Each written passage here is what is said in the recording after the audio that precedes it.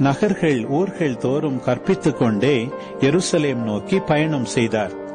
அப்பொழுது ஒருவர் அவரிடம், ஆண்டவரே, மீட்பு பெறுவோர் சிலர் மட்டும்தானா என்று கேட்டார்.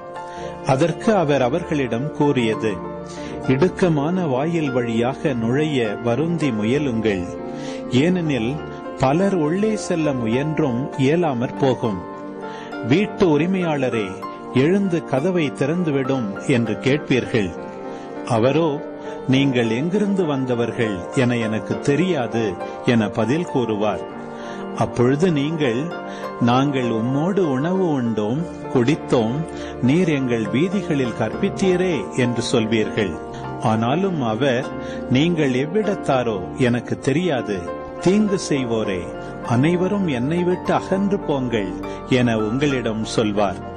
ஆபிரகாமும் ஈசாக்கும் யாக்கோபும் இறைவாக்கினர் யாவரும் இறையாட்சிக்கு உட்பட்டிருப்பதையும் நீங்கள் புறம்பே தள்ளப்பட்டிருப்பதையும் பார்க்கும்போது அழுது அங்கலாய்ப்பீர்கள்.